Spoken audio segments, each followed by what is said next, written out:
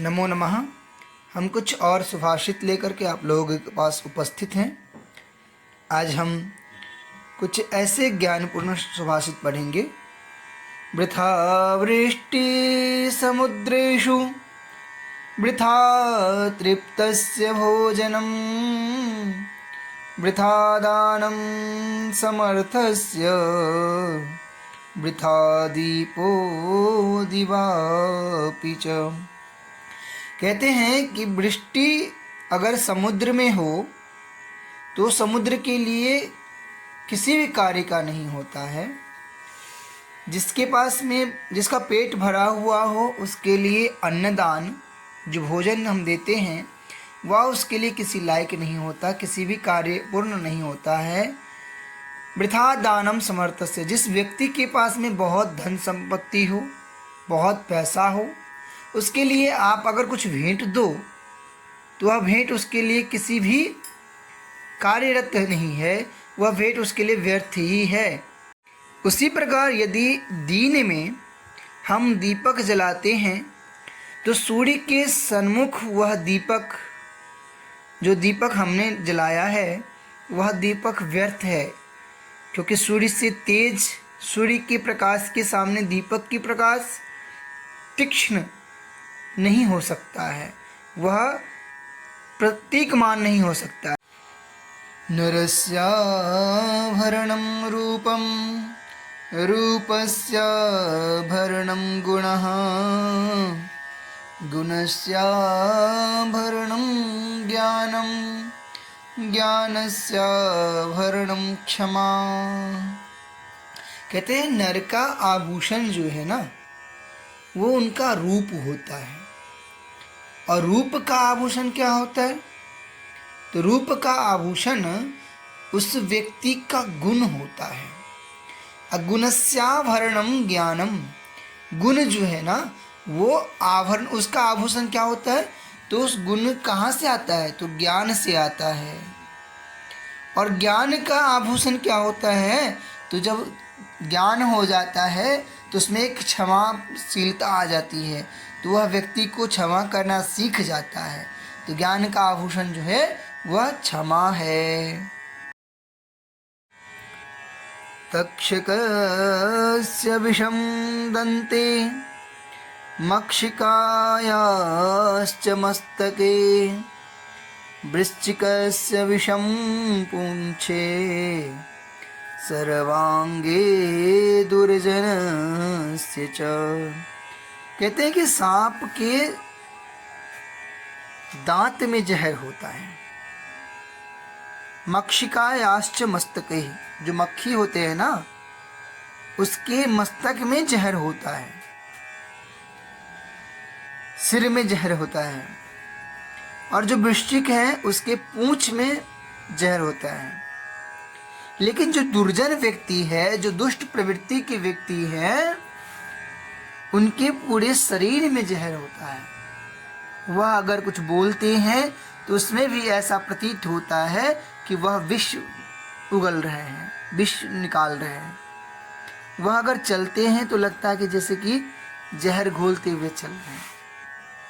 इसलिए दुर्जन व्यक्ति से सावधान रहना चाहिए और ऐसे दुर्जन व्यक्ति से मित्रता नहीं करनी चाहिए, उससे दूरी बनाकर रहना चाहिए।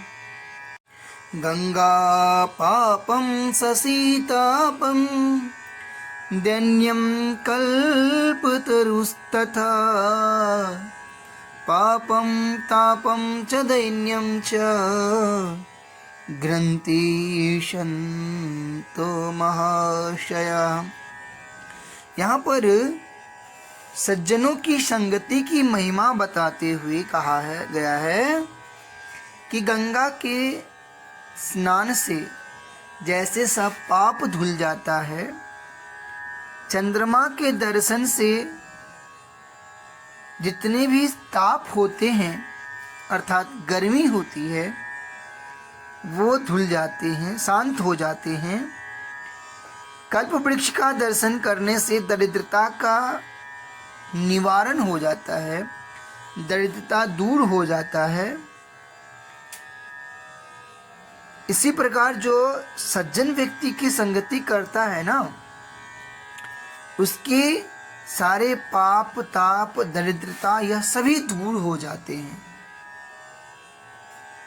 तो सत्संगति, सद्भाव और सज्जनों की संगति करना ही मानव जीवन में कल्याणकारी होता है। सर्पात् क्रूरतरः खलः मंत्रेण शाम्यते सर्पो दुर्जनो नैव शाम्यति। कहते हैं कि सर्प क्रूर होता है, खलह भी क्रूर होता है। खलह अर्थात दुष्ट प्रवृत्ति के लोग, जो दुर्जन लोग होते हैं, उनको यहाँ पे खलह कह करके संबोधित किया है। सर्पात क्रूर तरह खलह, सर्प जो है ना वो खल जो है वो सर्प से भी अधिक क्रूर होता है। लेकिन सर्प जो है उसके लिए हम मंत्र आदि के उच्चारण करके उनकी क्रूरता को शांत कर सकते हैं, उनको अपने बस में कर सकते हैं। लेकिन जो दुर्जन व्यक्ति है उसकी क्रूरता को हम मंत्र आदि से भी शांत नहीं कर सकते हैं, क्योंकि वह उसका कोई उपाय नहीं है। वृत्तं यत्नेन संरक्षेत वित्तमायाति याति च अक्षिणो वित्ततः खिन्नो वृत्तस्तु हतो हतः। कहते हैं कि मानव के जीवन में बहुत ही क्रूरता होते हैं। वृत्त शब्द से दो अर्थ आता है। एक तो वृत्त है जिसका अर्थ चरित्र है, और दूसरा वृत्त है जिसका अर्थ धन होता है। यहाँ पे धन तो आता और जाता रहता है। धन अगर एक बार आपके पास से चला जाता है तो आपको पुनः वो आपके पास आ सकता है, आप मेहनत करके उसे कमा सकते हो।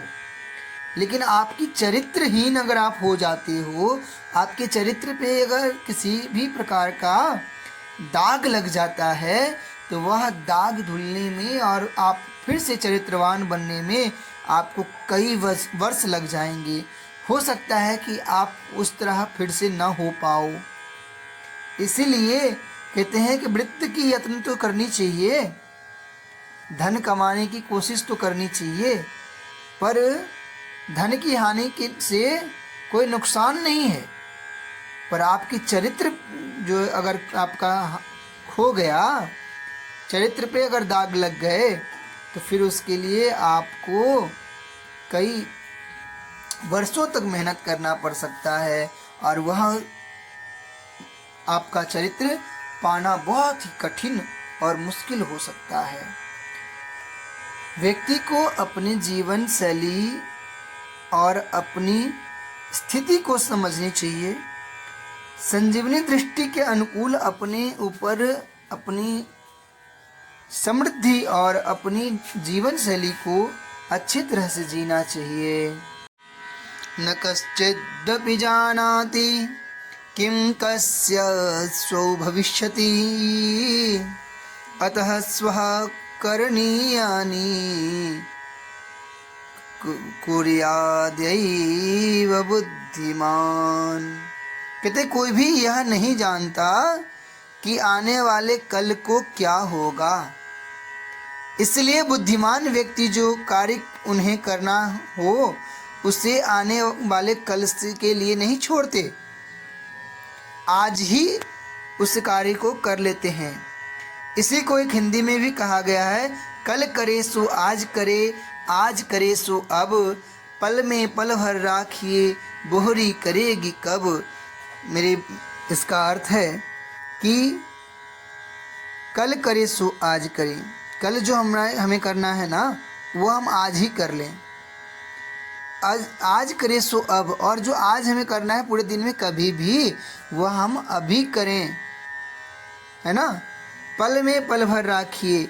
जो पलक झपकने की जो समय होती है उसी में जो हम कर सकते हैं वो कर लें, वो हमारे लिए अच्छा है। बोहरी करेगी कब, ऐसा हम सोचें कि हम कब करें तो पता चले कभी भी हम ना कर पाए। जननी जन्मभूमिश्च जह्नवी च जनार्दनः जनकः पंचमश्चैव जकाराः पंच दुर्लभाः। कहते हैं जननी जन्मभूमिश्च, जननी अर्थात माता, जन्मभूमि अर्थात हमारा देश, और जाह्नवी अर्थात गंगा नदी, जनार्दन अर्थात परमेश्वर, और जनकः अर्थात पिता। ये पांच जो हैं, पंचमैव पंचमश्चैव, ये पांच जो हैं, जकाराः पंच दुर्लभाः, यह जकार, पांच प्रकार के जो जकार हैं वह अति दुर्लभ होते हैं। यह हमारे जीवन में ये पांचों जकार महत्वपूर्ण हैं। पांचों जकार हमारे जीवन में एक अलग अलग महत्व को दर्शाते हैं, इसलिए यह हमारे जीवन के लिए बहुत ही दुर्लभ जकार शब्द से यह पांच जो नाम है वह है। मेरे प्यारे बच्चों, इस पांचों जकार का सदैव सादर नमन करना चाहिए और इन्हें प्रतिदिन हमें नमस्कार करना चाहिए। आज हम इतना ही रखते हैं। धन्यवाद। फिर से हम मिलेंगे। अगर हमारा यह वीडियो आपको अच्छा लगे तो प्लीज़ लाइक सब्सक्राइब अवश्य करें। धन्यवाद।